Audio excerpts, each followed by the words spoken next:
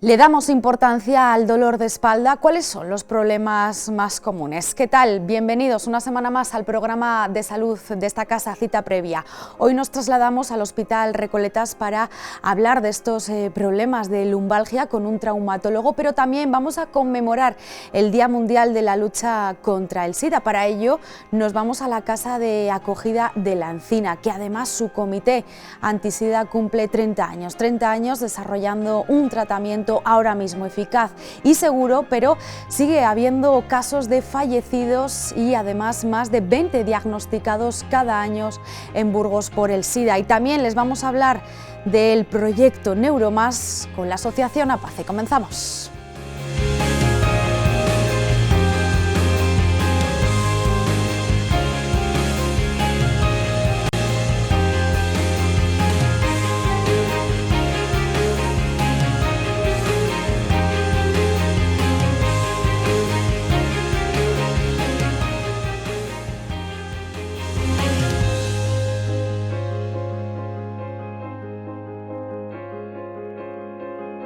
A pesar de padecer el VIH, la Casa de Acogida de la Encina se ha convertido en un hogar y en una oportunidad para las personas que tienen esta enfermedad. Hoy vamos a conocer la historia de los que viven aquí y además la evolución que ha tenido el VIH en los 30 años que cumple este año el Comité Antisida en Burgos. La Casa de Acogida es un recurso que se creó en Burgos en el año 2002, aunque estuvimos persiguiendo su creación muchos años antes, pero en aquel año fue cuando conseguimos los apoyos de la Junta de Castilla y León, del Ayuntamiento de Burgos, para abrir esta casa. La Casa de Acogida, la idea es un hogar para aquellas personas portadoras del virus del SIDA o con el SIDA, con la enfermedad declarada, que no tenían hogar, personas que estaban en situación de desamparo, en situación de desarraigo familiar y social grave, y lo que se pretendía con la casa, y se ha conseguido con mucho éxito durante todos estos años, es que esas personas tuviesen un sitio donde encontrasen un hogar. No es una residencia, no es un hotel, es un sitio donde se pretende que haya calor de hogar, donde las personas son cuidadas desde el punto de vista humano, donde las personas reciben atención sanitaria, se les acompaña a todas sus consultas médicas si necesitan que se les acompañe, y sobre todo se les da, bueno, pues eso que no tenían en la calle, eso que no tenían en su anterior domicilio. Sobre todo lo que podemos hablar, yo creo, del envejecimiento de las personas. La edad media en el año 2002 de los residentes de la casa eran como de 35 años. Ahora estamos hablando de una edad media de 55 años.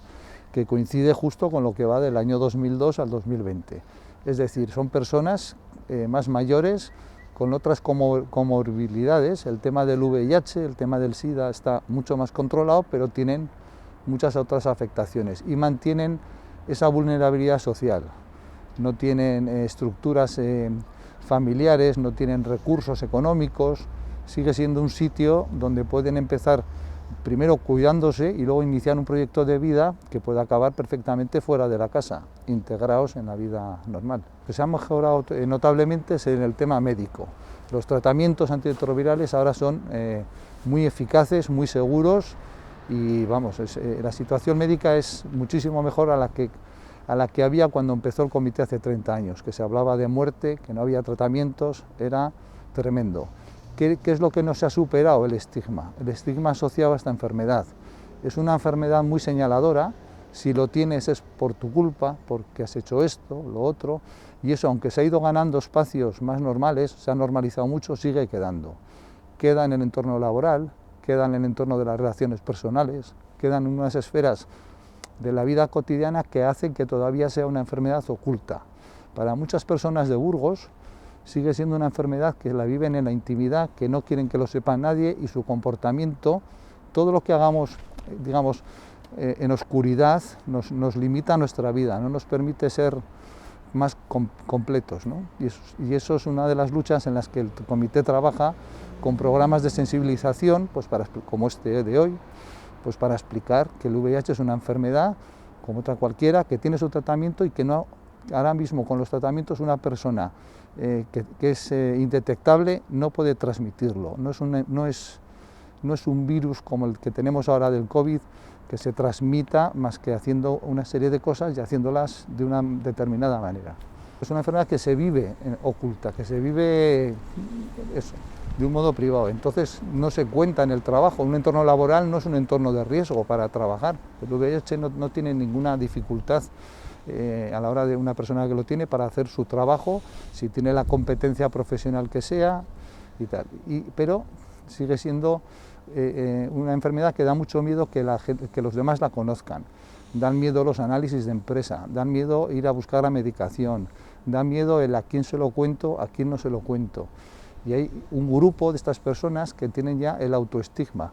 Son ellas mismas las que se protegen de esta manera, no visibilizándose, no explicando con normalidad lo que tienen, pero porque es lo suyo. Tienen miedo a ver cómo reaccionan los demás. Yo creo que de modo insuficiente, probablemente.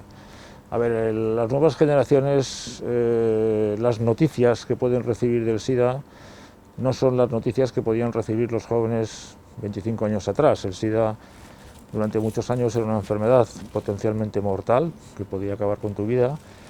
Tuvimos casi 13 o 14 años sin tratamientos antirretrovirales eficaces y durante todos esos años pues, se murió mucha gente.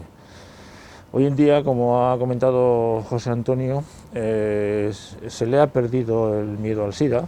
Eso está bien, es decir, pero probablemente se le ha perdido también el respeto, ¿no?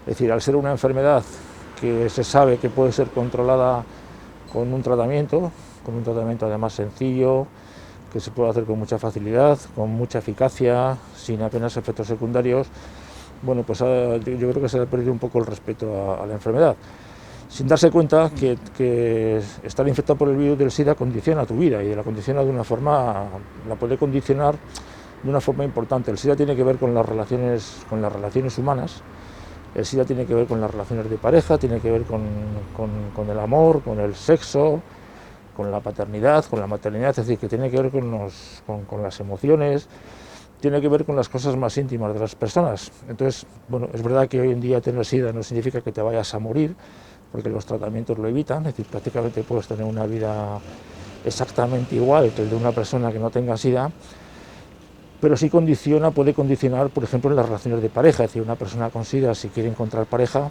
bueno, pues tiene que encontrar una pareja que acepte ser su pareja, siendo portador del virus del SIDA, que hoy en día no es ningún riesgo. Es decir, que con el tratamiento antirretroviral, si no tienes virus circulante en sangre, no contagias la enfermedad ni siquiera en las relaciones sexuales. Pero yo creo que en las nuevas generaciones el SIDA es una noticia del pasado, el SIDA lo viven de otra manera distinta. Y bueno, esto tiene su lado bueno y su lado malo. El lado bueno en cuanto que no es una enfermedad que no tiene la gravedad que tuvo entonces, y el lado malo pues es que se frivolice sobre ella y esto nunca viene bien. ¿Ha disminuido la cifra de diagnósticos de nuevos casos al año por VIH? Pues no, curiosamente se mantiene una cifra constante a nivel nacional, siempre por encima de 3.500 casos pues desde hace 10 años. Y a pesar de toda la información que tenemos, de todas las herramientas que yo creo que la gente las conoce, pues sigue habiendo ese porcentaje. Y en Burgos lo mismo. En Burgos hubo un par de años que por el sistema de notificación nos parecía que estábamos bajando muchísimo y hubo 10 casos o 12 registrados. Hemos vuelto ya desde hace unos años a unas cifras por encima de 20, 22, 23 casos, y eso se mantiene así, año tras año. ¿Cómo ha podido afectar o no, doctor Lorenzo, esta pandemia a esta enfermedad? Bueno, desde el punto de vista médico yo creo que no la ha afectado. Es decir, al principio parecía que los enfermos de SIDA tienen las mismas posibilidades de infectarse o no en función del riesgo de exposición a esta enfermedad. Desde el punto de vista de las relaciones, es decir, el SIDA es una enfermedad hoy en día de transmisión sexual. Así como al principio de la epidemia del SIDA, en España los casos que veíamos eran personas que consumían heroína que se inyectaban con jeringuilla por vía intravenosa. Eso prácticamente ha desaparecido, es decir, se consume heroína, probablemente más que entonces, pero no a través de jeringuillas, sino con se fuma, se snifa, pero no existe la jeringuilla. La transmisión del SIDA es por relaciones sexuales. ¿Cómo ha podido afectar esta pandemia? Pues si realmente, como se dice, si esto ha afectado a las relaciones sexuales probablemente se vea el año que viene, es decir, en las cifras de casos de SIDA, es decir, si realmente han disminuido las relaciones de pareja, es decir, si las noticias que oímos en los medios de comunicación de que se liga menos, así entre comillas, es cierto, es decir, que el hecho de que haya habido menos relaciones sexuales puede afectar a eso. En cualquier caso, el mensaje es que siempre que uno tenga relaciones sexuales con personas no conocidas, el modo de protección es el preservativo, es decir, que eso sigue vigente desde hace 30 años y lo seguirá siendo siempre, es decir, que tener relaciones sexuales con personas desconocidas es un riesgo para la enfermedad y el preservativo es lo que te garantiza el no adquirir la infección si no eres portador de ella ya. También yo añadiría aquí que sí que ha afectado también en otro orden de cosas. En los dispositivos que hay de detección de casos, al haber estado en estados de alarma, esos se han tenido que cerrar. Entonces puede haber muchas personas que no han podido acudir a sitios donde se les diagnostica precozmente, no han podido recoger medicaciones con la normalidad de otras épocas, con lo cual la adherencia al tratamiento puede también haber tenido alguna repercusión. O sea que habrá efectos colaterales que, como dice el doctor Lorenzo, habrá que esperar un poco a ver qué ha pasado. Las intuiciones pueden ir en los dos sentidos, que haya bajado porque ha habido menos relaciones sexuales, con lo cual menos prácticas de riesgo, o puede ser que estén ocultas y hasta que no se normalice esto no sepamos exactamente lo que ha pasado este año 2020. A pesar de la evolución positiva de los tratamientos, hoy en día hay que seguir concienciando y sensibilizando, ¿no?, a la población. Sí. De ahí ese juego de palabras que habéis querido hacer este año. Este año presentamos una campaña que hemos titulado Póntela, Póntelo, que es una campaña, por cierto, que se basa en una que hubo hace unos años que fue muy exitosa en el campo del SIDA, que decía póntelo, pónselo, y viene a plantear la importancia de que las medidas de autoprotección, las medidas que podemos tomar nosotros individualmente, sabiendo cómo es un virus, cómo se transmite, qué medidas tenemos, pues aprovechar ese conocimiento científico y aplicarlo. Es una manera que no hace falta más que tener un poco la actitud personal a favor de la salud. En este caso, póntela, hablamos de la mascarilla, ya sabemos que no es el único instrumento que previene contra la COVID, pero es un ejemplo, y en el caso del VIH estamos reforzando el mensaje de póntelo, el preservativo. El preservativo es una medida eficaz no solo contra el VIH, sino también contra otras enfermedades de transmisión sexual. Y es un mensaje que hay que mantener cierta constancia a la hora de contarlo a las personas, porque pues eso, a veces se suele abandonar esa protección que es tan eficaz, que no cuesta nada, y es una manera, bueno, lo que hemos querido reflejar, ¿no?, las dos cosas, la actitud personal y tanto frente a un virus como es la COVID, como otro virus que es el VIH. Pues José Antonio, doctor Lorenzo, gracias por habernos abierto las puertas de esta casa de acogida. Gracias a vosotros por acompañarnos un año más y permitirnos este espacio para contarlo.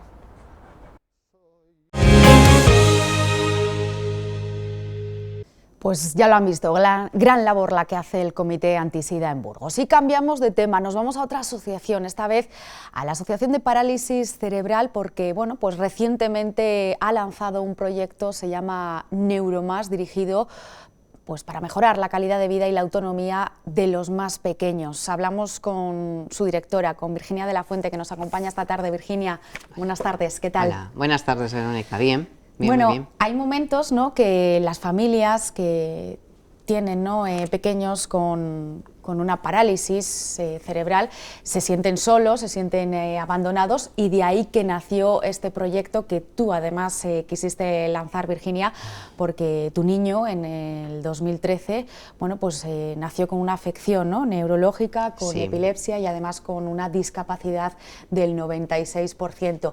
El miedo que se crea... Claro. Bueno, yo creo que al igual que yo y muchas otras familias, cuando tienes un niño con una discapacidad grave, bueno, o sin una discapacidad grave, cuando te dan esa noticia te sientes muy desamparada. Gonzalo tenía en el 2013 nació Gonzalo, que tenía una enfermedad rara, neurodegenerativa. Entonces yo me sentí, bueno, pues muy perdida porque al principio no sabes muy bien qué es por qué pasa eso, cómo puedes, si tiene curación, si no la tiene, bueno, luego te vas dando cuenta de muchas cosas. Pero sí, lo que yo sentí en aquel momento fue que estaba sola y que no tenía aquí un sitio de referencia donde a mí me pudiesen aconsejar, asesorar y sobre todo aprovechar el tiempo para que Gonzalo perdiese las mínimas habilidades posibles. Entonces, bueno, esto yo lo he compartido con muchas otras familias que se encontraban en una situación parecida a la mía y creo que en todas expresamos lo mismo, que es que pierdes muchísimo tiempo buscando tratamientos, buscando información, buscando una solución, buscando la mejor opción para tu hijo. Entonces, por eso, en el 2019 nace Neuromás para ofrecer a todas esas familias un sitio y un recurso que ayude de una manera global no solo al niño, sino a la familia. Para que cojan, bueno, pues algo de autonomía, lo que puedan. Bueno, sí. El objetivo Dependiendo principal, también de la afección, sí, ¿no? el objetivo principal es la autonomía, que yo creo que es lo que todo padre quiere, pero tanto en niños con alguna patología como los que no tienen ninguna. O sea, tú lo que quieres es que yo creo que como padres todos queremos que sean felices y que sean autónomos en un futuro cuando sean adultos. Entonces, bueno, pues esto también se quiere con los niños con patologías. Lo que sí que me gustaría decir es que Neuromás no es un centro solo para niños o adolescentes con patologías graves, sino que nos estamos encontrando con un montón de que hay niños que tienen dificultades en el aula o fuera del aula, que no tienen ninguna patología previa, pero que hay que ayudarles también. Porque al final sí que es cierto que todo está muy relacionado, el desarrollo motor con el desarrollo cognitivo. Entonces, bueno, pues y muchos de ellos presentan problemas en el aula y presentan problemas en sus relaciones sociales y todo es, bueno, pues porque tienen ahí un pequeño problema en su desarrollo evolutivo y hay que echarles una manilla.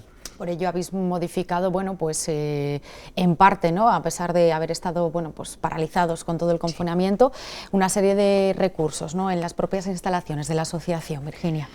Bueno, claro, nos hemos tenido que adaptar al COVID, eso es desde luego que como todos. Entonces, bueno, pues sí, nos hemos adaptado. De todas maneras, bueno, para nosotros ha sido muy fácil, porque, bueno, muy fácil, relativamente fácil, porque las sesiones, o sea, los tratamientos siempre son individualizados, con lo cual la atención siempre es personalizada y el profesional siempre está con un solo usuario. Entonces, claro, adaptarnos al COVID de esa manera es bastante fácil, pero sí que hemos tenido que restringir el acceso a los padres, a las familias, reducir tratamientos, porque claro, si los espacios están ocupados y no se puede atender a todos simultáneamente.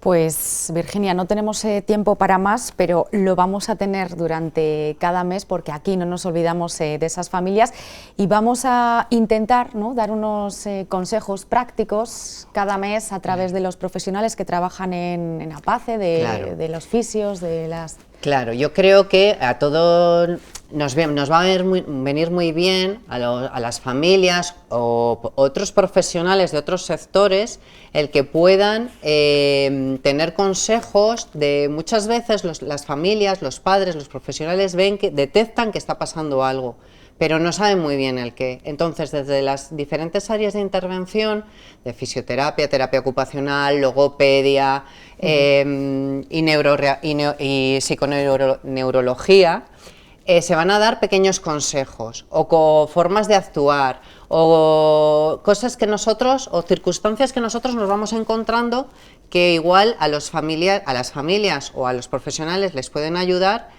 Y bueno, y también vamos a poner una dirección o un enlace a nuestra página web para que puedan, si quieren, preguntarnos directamente. Virginia, muchísimas gracias y veremos, ¿no?, cómo se va desarrollando ese proyecto de Neuromas. Gracias. Seguro que muy bien. Gracias a ti. Nos vamos ahora al Hospital Recoletas porque los dolores de espalda son muy frecuentes en la población. ¿Pero por qué aparecen? Les damos importancia, pero hoy en día hay tratamientos muy eficaces. Doctor García, ¿qué problemas pueden alterar la estructura de la columna? Buenos días. Mire, existen varios problemas ya desde el inicio de la vida que pueden alterar los problemas de la columna. Algunos son problemas congénitos, es decir, nacemos con ellos, y porque hay un defecto de formación, se pueden formar varias vértebras consecutivas, algunas de ellas no se forman correctamente, ya en ese momento puede haber algún tipo de anomalía que pueda producir problemas en el futuro. Luego, el mismo hecho de cumplir años, de la edad, es un factor de primer nivel para que la columna vaya degenerando, vaya produciendo alteraciones en los discos y en las articulaciones que produzcan también enfermedades que den síntomas tanto en la columna como en las piernas o en los brazos. También las fracturas, las infecciones, la osteoporosis y algunos tipos de intervenciones quirúrgicas producen también alteraciones en la columna que pueden ser sintomáticas. Luego, algunas enfermedades, por ejemplo la osteoporosis, la osteomalacia, algunas enfermedades, la obesidad, producen una mayor incidencia de dolor lumbar porque alteran mucho la formación y predisponen a artrosis. Es muy frecuente el dolor de espalda, ¿no?, en las consultas entre la población. ¿Realmente estamos equivocados cuando le damos tanta importancia o es demasiado tarde? El dolor lumbar es algo muy frecuente en la población general. Seguramente 2/3 o quizá 3/4 partes de la población sufren dolor lumbar a lo largo de su vida. Esto no es que sea algo normal, es algo muy frecuente. El dolor lumbar habitualmente es autolimitado. Más del 90% de los pacientes van a tener dolor durante unos días, unas 2 semanas y se va a eliminar. Por tanto, por dolor lumbar no hay que preocuparse mucho, hay que tener un tratamiento sintomático, seguramente con un médico de atención primaria es suficiente. Solo en aquellos dolores que persisten en el tiempo o son de gran intensidad o se acompañan de dolor en las extremidades, hay que acudir al especialista porque puede ser algo más grave. ¿Cuáles son los tratamientos más adecuados? El tratamiento más habitual para el dolor lumbar, y en esto quiero distinguir lo que es dolor lumbar de dolor radicular o en las extremidades. El dolor lumbar que afecta a la zona cervical, lateral o posterior, o dolor dorsal o dolor lumbar, habitualmente el tratamiento es no quirúrgico, habitualmente. Solo un pequeño porcentaje, quizás un 1, un 2, un 3%, es necesario acudir al tratamiento quirúrgico. Sin embargo, el dolor radicular persistente, más de 6 semanas o de 8, dependiendo de enfermedades, en algunos casos algo más, hasta 6 meses, la cirugía ofrece muy buenas oportunidades de alivio. ¿Los resultados son eficaces, por lo tanto? Cuando hay un dolor compresivo o una fractura o una infección o algún tipo de tumor que afecta a la médula, los resultados son muy buenos, muy buenos. La cirugía más habitual que practica el cirujano de columna es la cirugía descompresiva, es decir, un nervio o la médula o la envoltura de las raíces nerviosas, que se llama saco dural, están comprimidas habitualmente por hueso que ha crecido, o bien por disco, o bien por otros ligamentos. Cuando la causa del dolor es esta compresión, el resultado es muy bueno, con resultados próximos al 90%. Si lo que se busca es aliviar el dolor lumbar, los resultados no son tan buenos habitualmente, pero en determinadas enfermedades, como es la espondilolistesis, como es la fractura, como son determinados tumores que se llaman, o extensión de tumores que se llama metástasis, los resultados son también muy buenos. Esas son circunstancias menos habituales, pero que si se presentan tienen una muy buena opción en el tratamiento quirúrgico. ¿Cuáles son los cambios degenerativos en la columna vertebral? El dolor lumbar no se conoce perfectamente, es decir, los médicos no sabemos con absoluta seguridad por qué duele la espalda, no lo sabemos. Los cambios degenerativos suelen empezar en el disco. Algunas personas tienen mayor tendencia a desarrollar cambios degenerativos en el disco. El disco se deshidrata, pierde su función, el disco tiene que ser es una estructura elástica y muy resistente. Cuando se deshidrata, pierde sus propiedades, cambian su capacidad para resistir cargas y empieza a disminuir de altura y cambia también la morfología de la columna. Donde hay unas determinadas curvas, esas curvas o se aplanan o se invierten. Eso lleva a que otras articulaciones adyacentes al disco, que se llaman articulaciones posteriores, también degeneren. Todo esto, como están íntimamente unidos a nervios, producen por un mecanismo no del todo conocido, dolor lumbar. Y después de estos tratamientos, después de estas degeneraciones discales, muchas veces los médicos no podemos devolver la función a los pacientes. Pero si se acompaña de compresión de estructuras, en ese caso sí la descompresión es muy útil. En los adultos, como estamos diciendo, es muy frecuente, ¿no?, ese dolor lumbar. ¿Cuáles crees que son los principales factores de riesgo y de prevención tanto en niños como en adolescentes? En niños el dolor lumbar es muy poco habitual y cuando se presenta es autolimitado, es decir, enseguida desaparece en unos días. En general no es algo preocupante. Cuando aparece un dolor lumbar en un niño, si hay alguna causa, suele ser o bien una deformidad, una escoliosis que duele en muy pocas ocasiones, o bien una afectación de una vértebra que se llama espondilolisis. Pero insisto, son situaciones muy poco frecuentes. En el adulto el dolor lumbar es muy común. No se conoce todas las causas, pero se saben que hay factores que aumentan la frecuencia de dolor lumbar. Primero es la ausencia de ejercicio, es decir, hacer ejercicio previene el dolor lumbar. Segundo, la obesidad, es decir, mantenerse en el peso adecuado a su altura previene el dolor lumbar. El tercero es no fumar. El tabaco es un deshidratante de primer nivel. Deshidrata los discos y ya hemos comentado que la deshidratación de los discos favorece la degeneración de estos discos y favorece, por lo menos en teoría, el dolor lumbar. Pues muchísimas gracias por habernos contestado, doctor García. De nada. Nos despedimos. Más salud, ya saben, la próxima semana aquí en la 8 Burgos. Que pasen feliz semana. Chao.